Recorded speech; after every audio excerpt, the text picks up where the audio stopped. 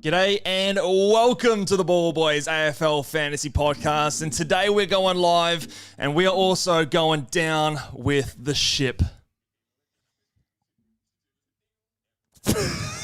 No sound. Where's the fucking sound, bro? There it is. From the boundary. Dusty.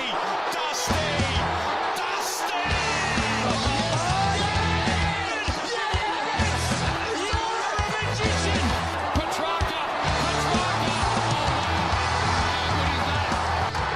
The legend becomes immortal.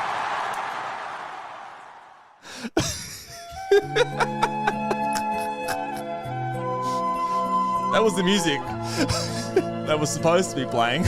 You better hope it's playing now. But hello and welcome to the Ball Boys AFL Fantasy Podcast. I'm your host, Mitch Casey, and you can follow me on Twitter at Ball Boys Fantasy. And I am joined by Luke Rogerson, the man who just laughs at my misfortune and pain. That went as well as the Caldwell pick has gone this season. Yeah, that's awesome. That couldn't have gone better in my eyes. Just for anyone who missed it, the bit was a little bit of the Titanic music. Mitch heading down with the ship because he's trading. Not Caldwell. Not Caldwell. I'm holding Caldwell. He's holding Caldwell and he's going down with the ship. I am just sucker for pain. Now, to be clear, I don't recommend anyone do this with me, but look, the reasoning here is I was going to go to Whitfield, right? And we'll talk about this a bit later. Yeah, still should. Caldwell to Whitfield felt like a nice upgrade. Bit of footage going around yesterday. Whitfield got kicked in the Achilles, Luke. Right in the Achilles. Right in the Achilles. And he was hobbled. Looked like Nick Dacos did the week that he had. Cheers, mate. Looked like Nick Dacos did, but when he had his fitness test. So just didn't feel so great about that. So I went going to McCulloch now, and that was like there's like 2K difference. So it felt really, really sideways, and I could make the trade with Farrow instead. So I thought, why not just trade Farrow, hold Caldwell, put him on my bench, and fucking cross my fingers. You are a sucker for punishment. But we had footy last night. We did. So watched a bit of it. A less relevant game for us. But if you were a Luke Jackson owner, then you were very, very happy. Oh man. He's been the pick of the Rucks this season so far. He's killed it. He is absolutely killing it. He was cheap at the start of the year. How he's gotten there? little bit of luck involved. And we did say at the start of the season, if there wasn't any Sean Darcy, we would be all over him like white on rice. And that really reflects when you look at his first 4 weeks when Sean Darcy was there. 125, 72, 81, 97. And since Sean Darcy got injured, he has not dropped below a ton once, Luke. Mate, he's a good player. He's killing it. 10 tackles last night was a big highlight for him. Did you see, you probably didn't see it because you went to bed, but I tuned in for the last quarter of this game, and there was a moment, maybe 2 minutes to go, where he laid just an incredible smother, full-length Superman dive. I don't know if you've seen the highlights.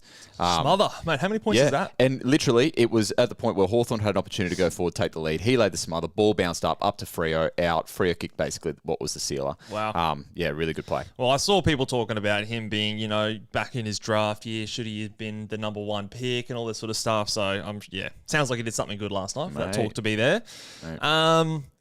Sarong, he had a low ton. So, been disappointing. We sort of said wait and hold. So, he had the low ton this week, and I believe they've got Essendon next week. So, if you held the faith, that's got to be, that's got to be a good sign. It's I guess, what all you can expect from Sarong these days. And other Freo players like Murphy Reid and Shea Bolton were back to their sort of subpar ways. So, not horrible, but definitely you would want more. Yeah, especially Shea has the ability to do that to you. Carl Amon was good, and there were definitely some people that were contemplating trading in one of those Hawks backmen. He was the one, but I think it kind of... He was also cheaper than Impey. It speaks to the point of who's going to go big week to week as well. So if it continues to be Amon, then all power to you. If not, we'll see how I know that some one plays people out. in our Patreon were looking at Impey, and I saw some messages come through during and after the game that they were happy. He scored 88. What was it? Is that what he scored? Yes. He was priced at 96. So I don't know. That's sort of where I was at with him. I just think he's going to be at best paying for what you get. But they do have a great fixture coming up. So I might give myself an unofficial spicy take point here, because I think I said to you at halftime, I said, spicy take, Jack Gunston doesn't turn up. And did you? I don't remember you saying that at all. Well, I said he was on 80 or something. Oh, yeah, he had 8 marks. Yeah, I said, what's the chance he slows down? 7 shots on goal. To be fair, he did turn up, but only just. Yeah, mate. What a first half. I'll tell you who didn't turn up. Connor McDonald. Yeah, and there wasn't even a moz by you this time. No, what is going on, Connor? An unmozzed sub 50 score. Worst score of the season, I believe. So not impressive. That was not very good for him. And our debutant Bodie Ryan, not Luke Ryan, who also did play in this game, but Bodie Ryan, he didn't really fire. So what do you have, like 26 points or something like that? Yeah, you're not going to trade into that, are you? So you would be disappointed if you trade into him, and it definitely means that for next week, he's probably not someone we're looking at. So we'll go to some super chats in a second, but quickly, because I forgot to do this on our Monday podcast, bit of an update on the game day squad. Bit of action last night, actually. Okay. I'm making moves, mate. I'm making moves. Last week went actually really well. Again, could have won the week, I swear, if I didn't have Caldwell in my lineup. Yeah. And there was one other real dud score. Can't remember exactly who it was off the top of my head, but basically was still top 50. Won a Zach Merritt gold. Oh, okay. So that's going to go straight into my my team. Yeah. And I've made some moves. Traded for Cozzy Pickett, Bailey Dale, Max Holmes, and they're all going to play for me this week. So wheeling and dealing. So hopefully a big week for the Game Day squad. Remember, you can go to gameday.com. I don't know if there's any / but gameday.com and use promo code BALLBOYS, one word, for 3 free player packs. And you can start today. There's nothing to catch up throughout the season. It's a week by week thing, so you haven't missed anything out. So you can jump in straight away, have fun. Beautiful. Thank you. You mentioned the super chats, and we'll scroll right back to the top. Henza, thank you. Appreciate it. Says, hey feet, Sam Durham, surely better than Todd. Well, anyone's better than Todd. Yeah. I like the Durham pick. He is definitely a sneaky play. He's under 700,000. Yeah. Price in the low 70s. In the last couple of seasons, I think he's gone mid-80s. He moved back into the midfield. And Essendon, they've got 2, I'll call them neutral matchups. And then after that, they've got 3 green matchups in a row. So with some key players missing. So. Yeah, and in the forward line, I think a value play like this to get you through to the buys, when he's on his buy, you trade him out to one of those guys coming off the round 12, which we know there are heaps of them. I actually really like this play. And if I had to trade in a forward, I think it would be to someone like him. All right. Fuzzy says, hi guys, would you trade Jagger to Cozzy or Marshall to Zach Bailey? Ooh. like Cozzy long term, but versus Bailey, but Jagger short term versus Marshall. Right. Cheers and go Freo. Yeah. I always... Purple Army. Yeah. What are they? Eight straight now? Right. Yeah, lots of one games. Last night was a big game. It was a big game. I always will side if I prefer the player that I'm trading in. I prefer to feel good about that than to feel good about the player that I'm trading out, because even if you hold Jagger, he might go in 2 weeks, whereas the guy you're trading in, you're going to have at least through to the end of the buys. So, yeah, Cozzy. Zach Bailey might feature in a spicy take later, but I know he's been really good. I do know that, but he is playing mid-20% CBAs, and I just don't think that's going to get it done. I think that's like... Look at Connor McDonald as a cautionary tale. Yeah, like, it's not a bad one. That guy was going really, really good, put up a sub 50, and that's what can happen in that kind of a role. So I think that there's a very distinct possibility that something similar could happen for Zach Bailey. Keep in mind, obviously, you're going to need to cover Marshall there as well, so we're assuming that maybe he has a little bit of cover there as well. Tim, thank you, Tim, for your super chat. What 2 rookies to trade? Are we trading Sarong, Jagger, Farrow, or Richard Blamirez? Throw Caldwell in there as well. Caldwell, the rookie, yep. Yeah. And do I get a defender or a mid? And then I'll have a quick look at your team. Yeah. So, okay, Rich 2 rookies to trade. Now, I will say what I am doing this week. I am trading Sarong and Farrow, and I have all of those players except for Jagger, but I actually think Jagger would be last to trade out of those guys. So, yeah, I would go Sarong and Farrow out there, Tim. As for defender or a mid, I think the mids typically have the better value options both in Callahan and McCluggage. I think those 2 options, probably are above every other player in the other lines as well. Would you agree? Yeah, no, I'm on board with that. And just having a look at your team here, Tim, if you just wanted me to look and let you know how much better it is than my team, that's exactly what I'll do. It shits all over my team, mate. You got a few spots there in the midfield that you could, like moving Rechko to the bench by trading, like upgrading a Jagger or a Sarong or someone like that to one of those midfielder players, I think would be absolutely great. Yep, certainly. Let me make sure I don't miss any super chats, guys. Okay, my horny Wang coming. Me too. Also thoughts, horny Wang and coming. Okay, yeah. What a combo. Horny. Well, you give me your thoughts on Horny because you traded him in last week, so I'm sure you watched him very closely. I did watch him very closely, and I'll give you the hot tip. It was anything but horny. I actually got a D-rection watching, and I don't know if it's going to get much better. Maybe it will, but this is... I'm normally preaching to the fucking choir about how Horny can be this, and Horny's an impact guy, and then what do? I'm a sucker. Yeah, you're a sucker. You did this last year. Yeah. Well, yeah. So I think we can hold off on him. Wang and coming, I'm all for. Yeah, all about that, and the players too. Speaking of horny, I've got a joke for you, Luke. Yeah, please. So my wife, she's really mad at the neighbor sunbathing topless. Personally, I'm still on the fence.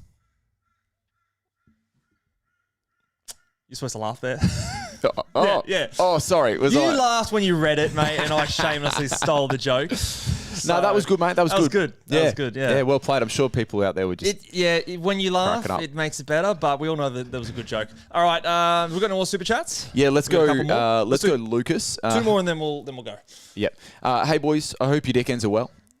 Jesus. Well, yeah. No, we're going all right. My dick end is not as good as Mitch's. His tends to be kissed. I have Jai Caldwell in my side. Is it McKercher to Wang or is it Sarong to Newman for Lucas here? Okay. McKercher to Wang, Sarong to Newman. It's Sarong to Newman. I like the point that you made on Wednesday about the fact that McKercher, even if he's playing the wrong role, he's a guy that can accumulate. But then you also pointed out the fact that there could be DPP. Well, I think it's likely. I think it's likely he's going to get forward status. And you noted that they actually have a good run. Yeah, so during the buys especially. So they've got Sydney this week, which is their tough one. Okay, and that's like the end of their 3 tough. Like they've just been through a matchup run of GWS, Geelong, and now Sydney. Now he got a 90 in the Geelong matchup, which is good.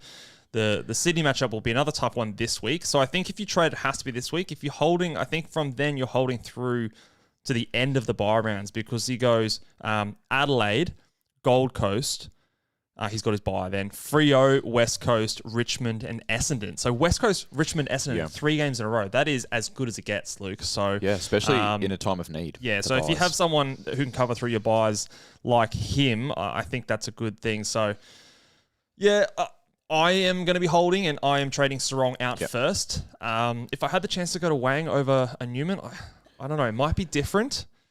That's a tough one. But, yeah, I'd probably... At this point, I'm more likely to hold Colby. All right, we'll do one more super chat. We will get to all of them, but we'll just to break it up a little bit, we'll answer one more and then we'll do some team stuff and come back. This one's from Tilinagaruga. Nailed it. Absolutely nailed it. Can't see how I would have done that incorrectly. Question is, do I trade Anderson or Jagger to luggage, or do I trade Farrow for Newman, but I want the luggage? Bonus English or McAndrew on field? Jeez, English or McAndrew on field. Imagine asking that question at the start. That is actually a tough question. I would get the mid in. So if that means trading Jagger, I'm okay to do so. Yeah. I'd rather him than Newman. Yeah. Yeah. Okay. And I'd probably go Anderson to luggage. English or McAndrew on field? Fuck. I can't believe that's a question. Oh, and you probably can't loop. You got to back in English, don't you? Yeah, I feel like you're left more angry if you back in McAndrew and English outscores him because you're like, why the fuck did I do? Yeah, why? Yeah. So Tim English had a disappointing game last week, and what did he score? He scored like a 70 odd or something like this. You can tell it's troubling times, but because we're giving it some and you're serious disappointed by that, right? So you're disappointed with a 78, and McAndrew went a 81, so 3 points more, and just the perspective of like, yes, I got an 81 out of McAndrew. Yeah. Fuck, I got a 78 out of English. It's only 3 points difference. So I think if that flips around, you're more likely to go English. Okay, we will hit those other super chats. Mitch, talk to us about the teams. Talk to us what's happened. So the teams we saw a couple of players back in this week. So Connor Butterick is back in for the Bulldogs. What are you chuckling on over there? Oh, just somebody noted your delivery on your joke, mate. Yeah, it was pristine. And said, stick to fucking fantasy. Well. And what else have we got? Todd Marshall, your boy, he's out. Saw that coming. He was... To be fair, he was dropped at halftime, I think. They tried to. I think they tried to. I think they definitely tried to. The first mid-game dropping. Jai Sarong, he's one that he's out. So he had a bit of hamstring tightness, which is different to the hamstring strain and different again to the hamstring awareness. Yes, yeah. So what's the priority and the seriousness order again with the hamstring awareness injuries? has got to be the worst. So awareness is the worst. Imagine being aware. Imagine being aware of your hamstrings. Yeah, is tightness better than doing a hamstring? Yeah, I don't know what doing one's like, but yeah, awareness, it's just reeks of just terror. You don't want to be aware of your hamstrings. No. You want to be blissfully unaware. Parrish, he is back. I'll be back in a second. I just got to get grab some. Yeah, all right. We'll keep this puppy going. Jeez, I'm bloody one-man show here. So Parrish is back, so that's good for us Caldwell owners, and he should slot back in. Interesting to see how he affects someone like a Sharp, who got an extended midfield run last week with Caldwell going down.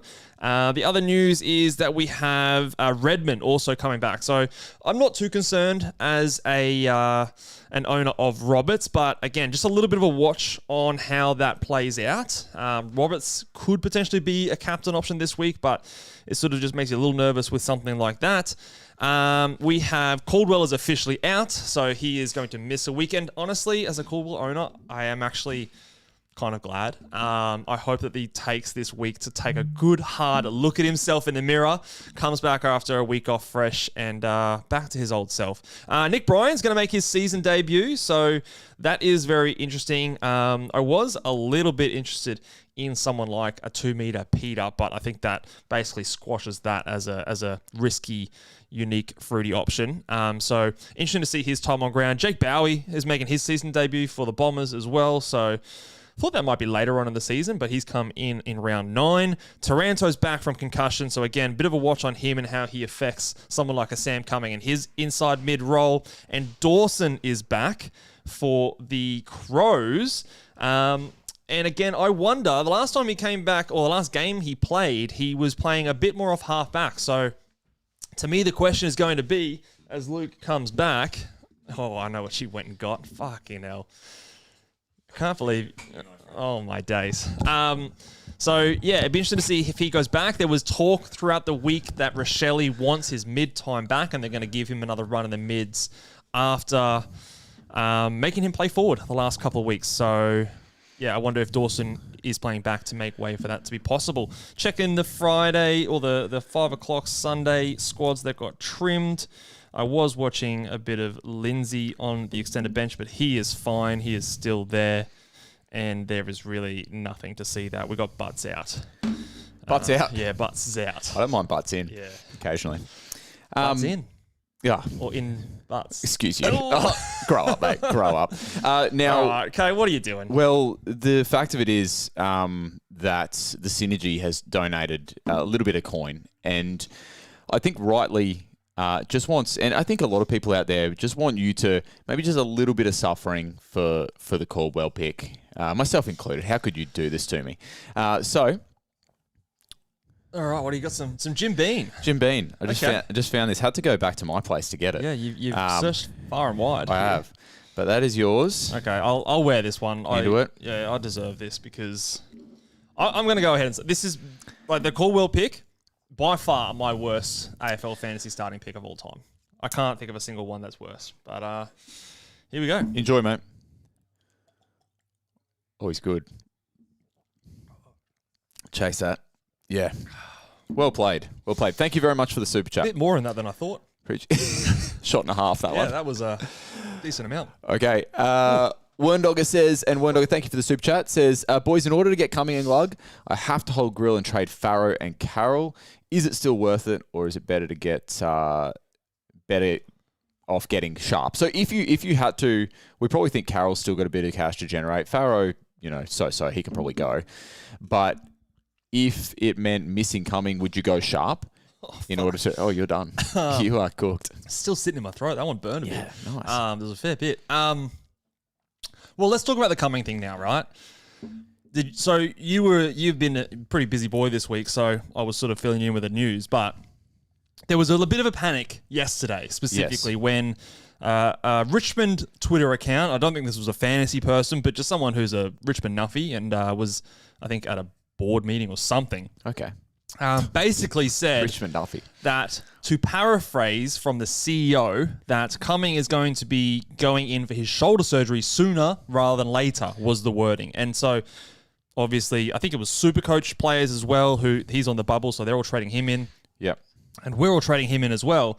We're panicking, going like, when is sooner? What does that mean? And people started theorizing that it was the mid-season draft. So if we set him for surgery, we get an extra pick in the mid-season draft. Okay. Which would only give us 3 weeks of Sam Cumming at the best case. Yeah. Now, I think this has since been, the coach was asked about it, and he said their plan is to play them through to the end of the season. That was our original understanding of what was the plan for him to be ready for the start of next season. So all in all, I don't think this is something we need to jump at shadow. So I'm going to try and view Cumming as what I was viewing him at the start of the week, as a guaranteed best 23 player and a solid rookie to help you through the buys. So he's still my number one downgrade target. But there obviously are risks. Yeah. So I don't think you have to have him. I think it is okay to go elsewhere. With that said, I still would like him to be... I'm going to be trading him in, and if I had the choice out of all rookies, it would be him. But maybe this is an opportunity that if you don't want to get him in, you could favour the upgrade and go Sharp. Yeah. So all that said, there you go. I think you're probably taking Uze's word, and given that it seems to be the final word that we've had this week. And we don't have the depth to just be sending players in for surgery if they don't need to. Do you know what I mean? Fuck, we don't have someone coming in. The house is on fire. We need everyone. I think Lawler's out for another 8 to 10 weeks, so I think that might be more of a realistic timetable. Someone, maybe another 8 weeks, and then he, goes under the knife then. Fair. Thank you for another super chat there, the Synergy, who is in fact Lord of the Dips, valued Patreon member. Oh, yes. So yes, Scott, we Lord of the him. Dips, Scott, I believe. So, and also says hi to Ella's dad. Ella's dad's becoming... Bit of a celebrity in the Patreon community. A bit of a celebrity. If you know, you know. That's all I'll say. And if you want to know, patreon.com/ballboys.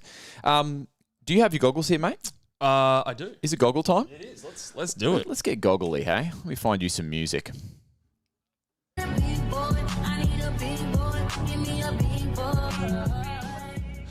Woo! We're talking big boys. Big and boys. Luke, there's been a shuffle at the top. Tell me so more. I Tell me originally, again, go to patreon.com/ballboys. I announced the big boys on a Thursday at about 3 o'clock Eastern Standard Time. And I've changed my order since announcing that because of the news that we got regarding Lachie Whitfield. So Lachie Whitfield previously was my number one captain.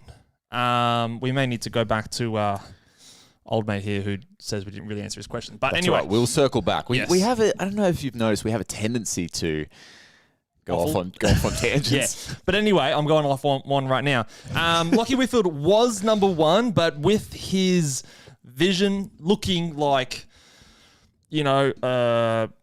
hobbled old man. He did. He looked like a geriatric. So I don't think I can have him at number one, but he is still in there. So again, I'm going to go from 5 up. I have Bailey Smith at number 5. He obviously had his first bad score on the weekend, just gone. He was tagged. Collingwood will not tag him. Weirdly, though, Collingwood is one of the harder teams for inside midfielders for matchups. Okay. And I don't really have an explanation for why that is. Perhaps, they do play a very low stoppage style of footy. Possessing the ball. Bailey Smith, it's good, I think, that he's in the top 5. 2 bad scores in a row. Yes. Could So happen. he's in the top 5, but that's why he's not higher.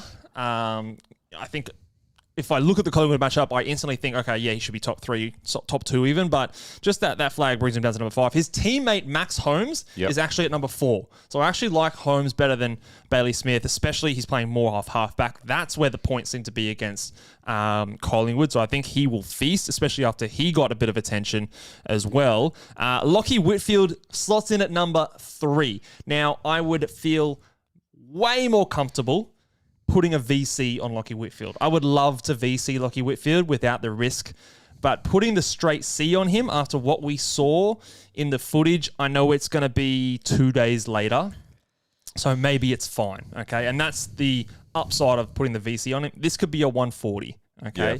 Yeah. We saw Essendon, and what Essendon did is they put a spare defender down back, okay? And Brisbane last week went, all right, if you're going to put a spare defender down back, we've got an open man free. We're just going to fucking chip it around until we get the ball up the field. If that happens again, Lachie Whitfield will have 40-plus touches, especially with Ash going into the midfield. So he could go huge, but there's a little bit of downside risk, especially with him being hobbled. I have Wang at number 2. He should be absolutely massive in this one. The only flag is the fact that he plays in Darwin. Yeah, this is a bit of an issue, I think. Now, we have seen big scores at Darwin. It's not like we don't see big scores there. It's just a different type of footy because of the humidity, the soapy ball. I think sometimes with conditions like that, the best players can just elevate above the rest. Yeah, and Wayne kind of strikes me as that. This is completely, I don't know, there's no science to back this up, but I also feel like we've seen in the past sometimes like some of the Indigenous boys go big in a game like this. Like there's just a bit of a extra flavor around it. Like there's more support up there. I don't know. There's something to prove. And also he was tagged heavily last week. And you know what I like? I love going big on players who were tagged, and he still managed a ton with the tag. They feel free. They've got a week where there's no one going to be hanging off them. So he's at number 2, and he will be my captain if my VC doesn't get up. And at number 1, it is Lachie Ash. So 2 Giants in my top 5.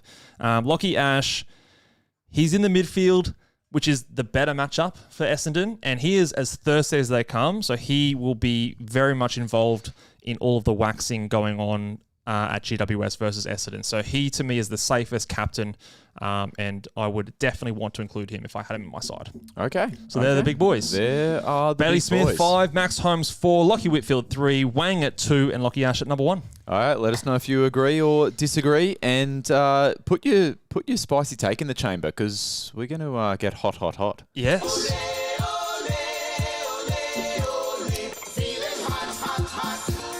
Are you feeling hot, Mitch? Am I? Yes, I am. Beautiful. I am. I've got a spicy take ready to go. If you want to, do you want to start us off? Or I'm going to kick us off. I'm going to kick us off Here we because go. this spicy take kind of goes well right, but after the big boys. You've had to change the order of the big boys, but I get the feeling that as a Lockie Whitfield owner, there's going to be a lot of unhappy chappies that avoid the trade in this week, okay, or avoid the captaincy or the VC. Like me, yes. Like you. Yes. And they're unfortunately going to watch Lockie Whitfield have the highest score of the fantasy season. Holy shit. Not just his highest score. Okay, this is a big spicy take. The highest score of the fantasy season. So I think... That's what spicy takes are Someone about. can fact check me here, but I believe the highest score of the fantasy season so far is Archie Roberts in round 5 against Melbourne. He had a 164. So you are predicting a 165 score here. Could be 170. Wow. Yeah. And the thing about He's done it before. The thing about Archie He's done Roberts... 190 before. Archie Roberts doesn't even get to play Essendon. No. So, Yeah. Lockie Whitfield... Yeah, well, I don't mind it. Highest I don't mind score it. of I think the there's a fantasy big season. ceiling here. And I don't know. That's what spicy takes are about, right? Absolutely. I'm going to go the you're up. complete other direction. I'm going to go negative because I feel like I'm usually optimistic and that never works. So I'm going to go negative, and I'm going to put my money where my mouth is. One of the most popular forward targets in the recent weeks is Zach Bailey. I think he stinks it up this week, and I'm going to predict a sub 65 score up against Carlton, which, they're a bit of a basket case. You would think he would, mop that up, but I think he goes sub 65 and disappoints people after they traded him in last week or maybe this week. So that is my spicy take. Do we have one from the Patreon? We do have one from the Patreon. We put the call out, and the call has been answered. I'm taking Knocked Loose. The reason I like this one is because we're going to find this out. It involves 3 players, and I believe, correct me if I'm wrong, but we're going to find this out tonight. We're expecting Bailey Dale, Nick Newman, and Hugh McLuggage. Am I right? They all play tonight? Yes. All to go sub 100, leaving any trader inners. All going sub 100. Okay. I reckon. So who are those names again? This Sorry, is Knocked Loose. Newman. Dale, Newman, and Luggage. And Luggage. No. All go sub 100. There's a part of me that is a little worried about Luggage. The fact that, I know kind of all the midfielders did, but Essendon matchup only a 109. Is that 70, was it 74% or something like that? Is that just what we expect from him? I'm not sure that he's going to become that kind of mid-80 guy again, but the fact that he's priced, am I right? He's priced in the mid-80s at the moment? 85, yeah. I think even if he doesn't quite hit the ton, I still think at that price, that's a pretty good pick, a guy that you can hold through the buys and could be, 12 to 15 points of upside. Yeah. It's an interesting one. Yeah, we'll have to wait and see how things go. But I like that spicy take from the Patreon. So if you have a spicy take, guys, drop them down in the comment section below. Ella has also just said here that Ella's dad is away for 6 weeks, so the Ball Boys have a reprieve. And I think that's what the Ball Boys need, just a bit of pressure off the shoulders. No, I like how Ella's dad keeps you accountable. I like him. And Ella has asked for our top 6 forwards. So we'll start there and just maybe go up to the super chats after that. So give me who are your top 6 forward? I've got 3 locks, far you away reckon? locks, and then the last 3 are a bit tough. So I think Harry Sheasel and Cozzy Pickett, to me, are the 2 ones that you can absolutely lock away. I know you're not holding Christian Petrarca, but I think that we have to acknowledge that he's there. This is where it starts to get spicy in my eyes. So a guy that we've been thinking will at some point pull his finger out of his ass is Sam Flanders. There's a chance that this guy doesn't get there. Yeah. What do we see from Josh Rochelle this week? In terms of I don't think he's there. In terms of him coming through. Horny Boy is a question mark. Chad Warner, we've got a question mark. Yep. There's almost, and if I've missed someone, please correct me, but there's almost 6 to 8 guys. There's at least 10, I reckon, vying for those last 3 spots. Yeah. I'm gonna say number 4 to me is Horny. You reckon that's definitive? I think he's the next guy. It's probably got the best role of the rest. I would say. maybe? Probably the one after that. I'm gonna have McInerney, at least until Goulden is back, which is still a fair while away, still another couple months. And then that 6th spot is hard. You've got Warner, Flanders, Zach Bailey, Touk Miller, Rochelle, Rankin, a lot of guys vying for that last spot. I'm going to just say it's Chad at number 6, but it's a bee's dick between him and the others, so it almost doesn't matter. I think so. I don't think you are trading out of any of them to find that. But I think that the top three to me are very clear. It's Petrarca, it's Pickett, it's Sheasel. Yeah. I think they're like the uber premiums of the forward line. Not that they're like 110 plus guys, although Sheasel is, but they're head and shoulders above the rest, I reckon. Yeah. All right.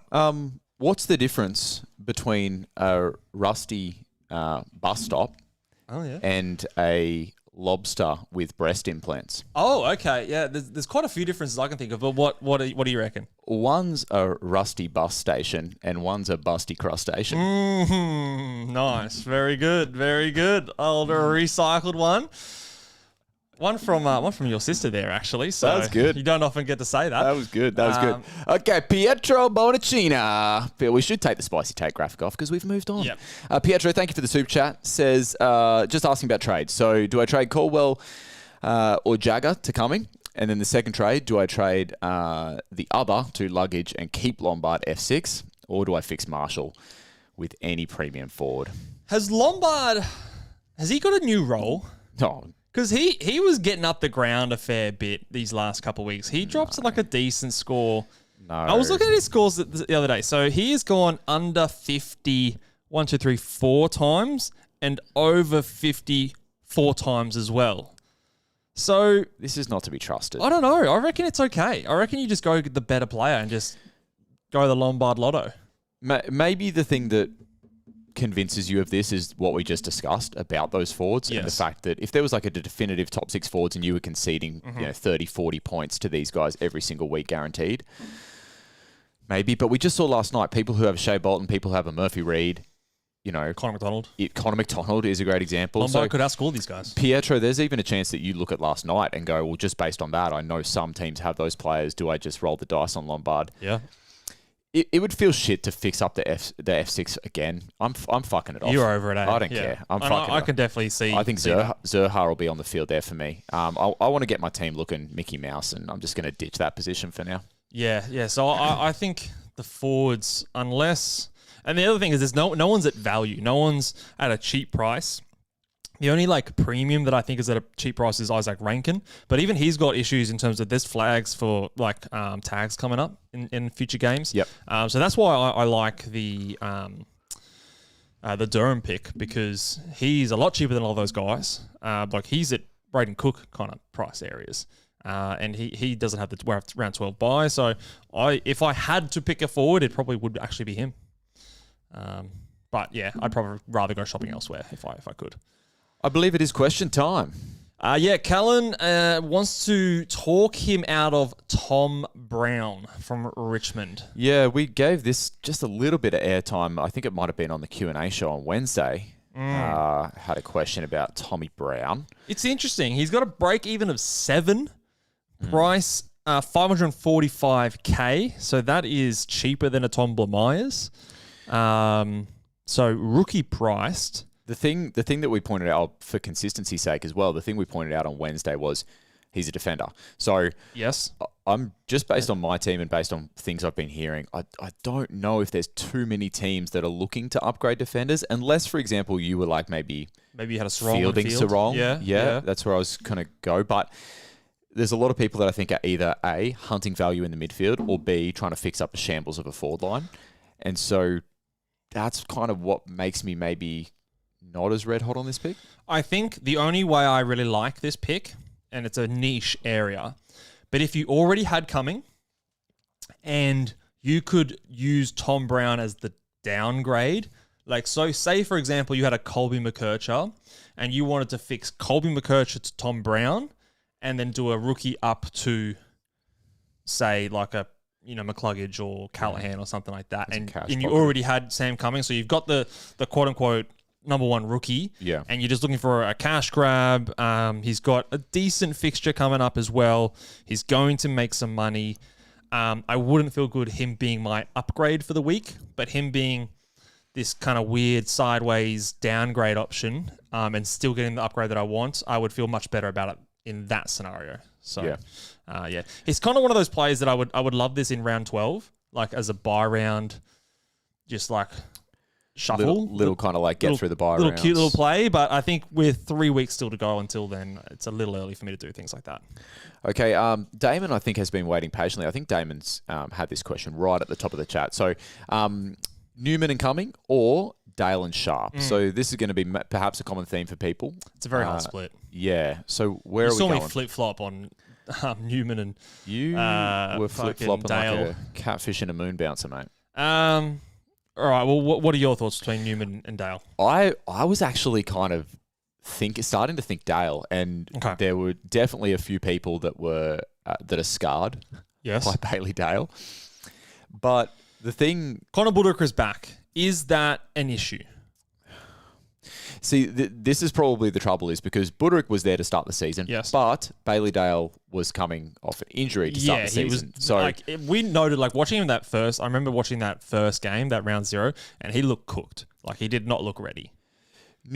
I'm starting to think, and you mentioned this earlier in the week as well, I'm starting to think, is Newman just playing in such a bad team that he just kind of is what he's been doing to this point? Yeah. I know he's capable. Yeah. He is capable. Don't get it twisted. This guy is capable of scoring big. And we've seen that even this year. But is Bailey Dale playing in a better team? He also has a ceiling. Like, we're not talking about Bailey Dale as just like a, mid-90s only guy. He could go 150. Nick Newman has averaged 103.7 over his last 3 games. And that's what he's kind of done in the past. So, when you sort of start the season, you go, that's his ceiling and what he can average. The issue is that 3-game average is against basically excellent matchups in St Kilda, Fremantle, who we just saw someone like Carl Amon go 110 on, and Collingwood.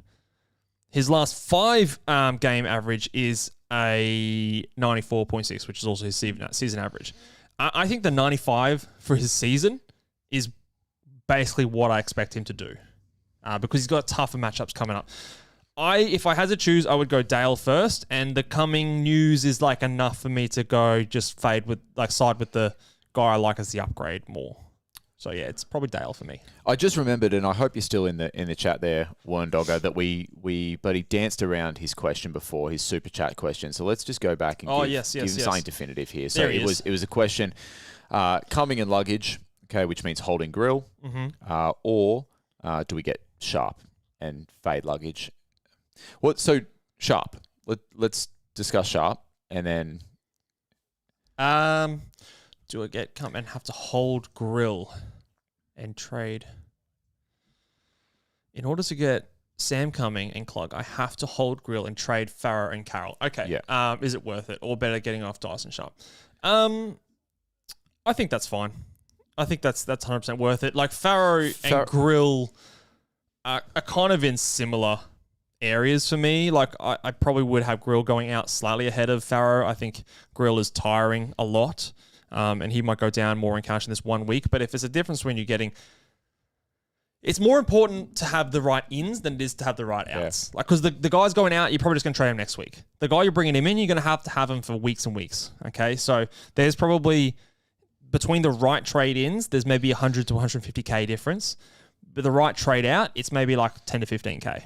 And that's the difference. So I would rather get the guys I'm happy to get in first. And if it means holding on Grill and he loses another 15, 20K this week compared to someone like a Farrow, I'm fine with that. I'd rather get the guys I want in.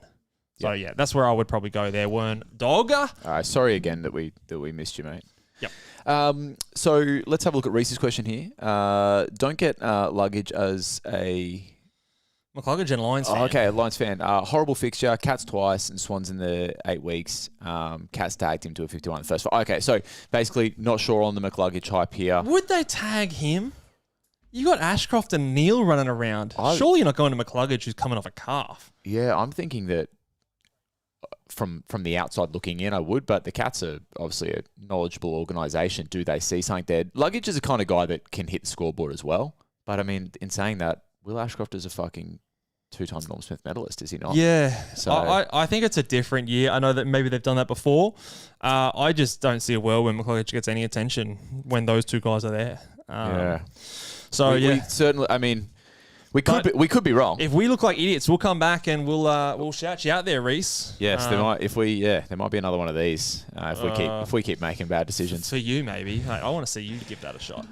Yeah, that was good, mate. I think I have another one, so maybe next week I line one up. So Alia, I think here says, hey lads, not keen on Callahan. Already got McCluggage. What other options would you go? Currently got Roberts coming in. Okay. Roberts priced basically, let's call it 1.1 mil. Very expensive. Yeah. Are you conceding here? I think at this point with Redmond coming in, he is just too expensive for me. So I would prefer to shop in other areas. I'd be looking at the GWS boys before. I like the defenders. So I would probably be looking, at maybe it's either a Lockie Ash or potentially a Whitfield. Yeah, it depends how brave you are. Excuse me. If you don't have Wang, I'd be looking there too. Maybe a Zorko. He's priced at 106. Break even still I think it's like 138. Could you go Zorko? Oh, the Zork. What's his break even? Is he still 138? Yeah, sorry, he's still got room to fall there, hasn't he? So yeah. But I mean, Zorko is a guy that can hit that as well. He's playing Carlton tonight, am I right? So yes, he is. We have noted see above basket case. So that's the kind of matchup that Zorko can just go, hey, I'll take the pill. Yeah. But I would probably, if you got the cash, I go to Roberts. I'd be looking at the GWS boys first before going to Roberts. Like I've got fucking Lockie Ash number 1 on the big boys. Yeah. And he's cheaper. So great buy as well for those guys. I think exactly. There's going to be a world where we get to that point in the season and we kind of pat ourselves on the back for trading in a few of those guys and sorting that out because it's going to leave us heavy on other buys because if you don't have those GWS or Tigers guys, you got to have buy players at some point, hey? Yes. Okay, trade 1, field 1. Farrow, Carroll, Blamires, Lindsay. Trade 1, field 1. I'm trading Farrow of the list. I think he's the guy that's most likely to lose cash. Yeah. And his scoring hasn't been that great without any mode 2 from Essendon. Who are you fielding out of Carroll, Blamires, and Lindsay? What do the Saints have? I think I still like Lindsay. Saints have Gold Coast. Gold Coast at slippery conditions. Northern Territory. I'm not keen there. I think I'll take Lindsay at Marvel against the Demons. Yeah, the D's have been giving up points for defenders. Yep. So I'm probably fielding Lindsay this week, and I'm doing so over Blamires against Sydney. So that's probably I'd agree with you there. Agree with that. Okay, let's do 2 more questions. Let's see. Sean's question here. Guys, wanting all 3 of Callahan, Whitfield and Bont over the next 3 weeks. What's the order? We've talked a little bit about this kind of order stuff in terms of maximising not only points on field, but also the cash generation. So Callahan, Whitfield, Bont. Well, 2 of them are under injury clouds, aren't they? Yeah. You want both Callahan and Whitfield this week if Whitfield gets up and he's all right. Yeah, I mean, you would. I'm very... very interested in Bontempelli. I'm watching that very closely. Yes. He's so cheap. The issue is, by me now holding Caldwell, I now have 8 quote-unquote premiums in my midfield.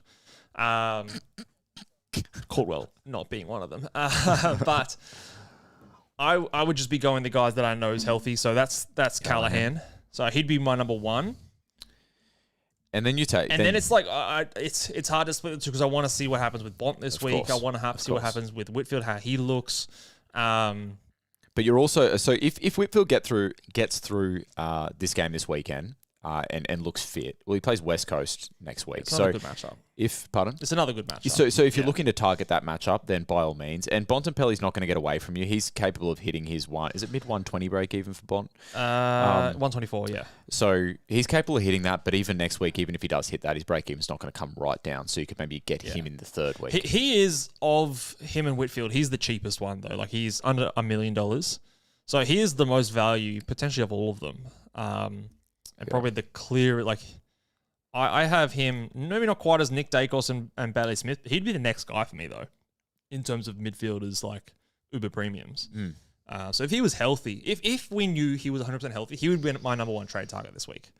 But we don't. So that's why he's a little bit down, but definitely big watch on him. I think I'd just get Callahan in now and then wait and see on the others would be my thing.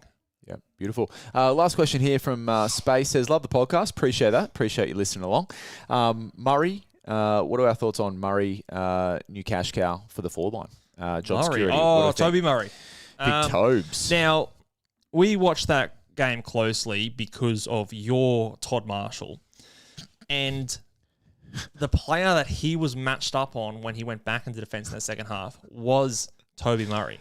You're too harsh on Big Toddy. I am not harsh enough. That man sucked. Toby Murray had a big second half because of the fact that Marshall was on him. And I'm calling it. Marshall is the slowest player in the AFL. There is no one who is slower than him. And Murray just burnt him as easy as anything. I think he kicked 2 goals in that game. So the 73, I think, is not something we should expect from him.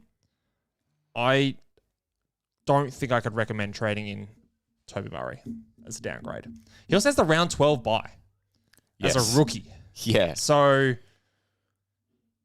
no cover. Maybe if you've already got coming and maybe if you don't give a shit about red dots, like if he becomes a red dot and you're just like, whatever, like it's not actually going to hurt me that much because I've got all these other playing players, then fine, he's going to go up a little bit this week. But I think long term, there's a lot of poor scores coming his way and a potential for him to be dropped in like a week or 2.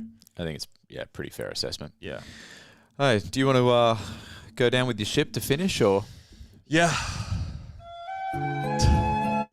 No, we could cut that off. Titanic, mate. I might start tearing up that Titanic But music. yes, that will do us for us today, guys. Wish me the best for the weekend and trading back or not trading. Stop. No, just as you do the outro. It won't Make sure interrupt. you give us a 5-star rating and review. Give us the thumbs up on YouTube, and we will see you guys on Monday to discuss all the comings and goings for rounds 9. Have a great weekend, guys, and we'll see you then. Bye. Every night in